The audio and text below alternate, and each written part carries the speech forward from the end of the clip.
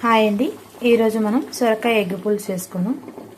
ముందుగా స్టవ్ వెలిగించుకొని కళాయి పెట్టుకొని తగినంత ఆయిల్ వేసుకుందాం. ఆయిల్ వేడయ్యాక పోపు దినుసులు, కొన్ని మెంతులు.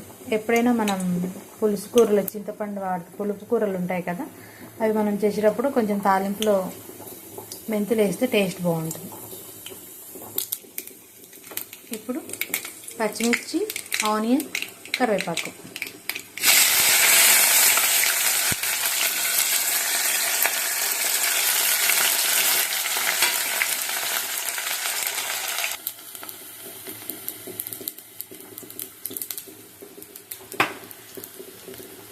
ఇప్పుడు కట్ చేసి పెట్టుకున్న సొరకాయ ముక్కలు.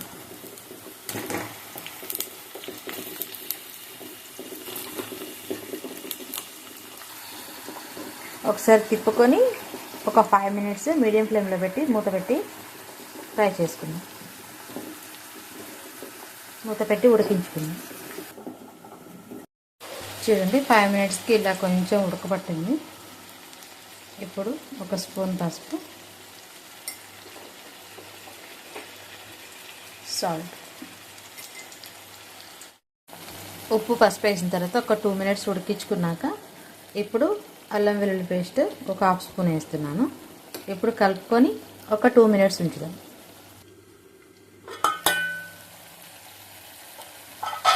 అల్లం పచ్చివాసన పోయేదాకా ఉండి ఒక 2 మినిట్స్.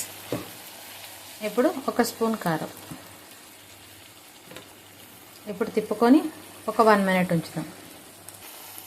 కారం వేసుకున్నాక పచ్చివాసన పోయాక కారం ఒక 2 మినిట్స్ తర్వాత ఇప్పుడు ఉడికించుకొని ఘాట్లో పెట్టుకున్న ఎగ్స్ వేసుకుందాం.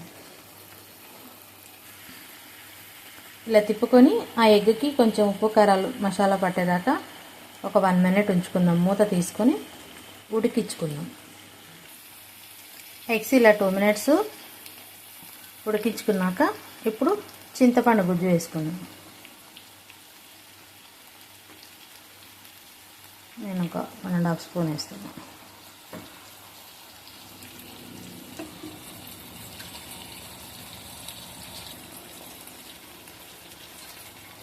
ఇప్పుడు ఒక గ్లాస్ వాటర్,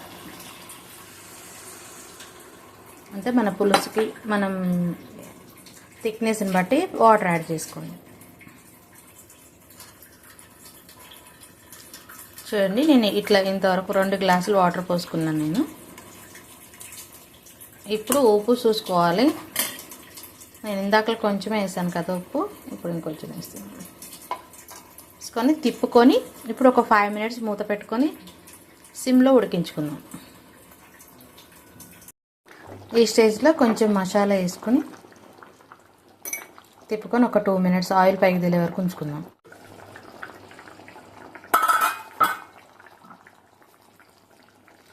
చూడండి, ఇలా ఆయిల్ పైకి తేలింది. మన సొరకాయలు కూడా మంచి కుక్ అయిపోయినాయి. ఫైనలీ డన్ మన సొరకాయ ఎగ్ పులుసు.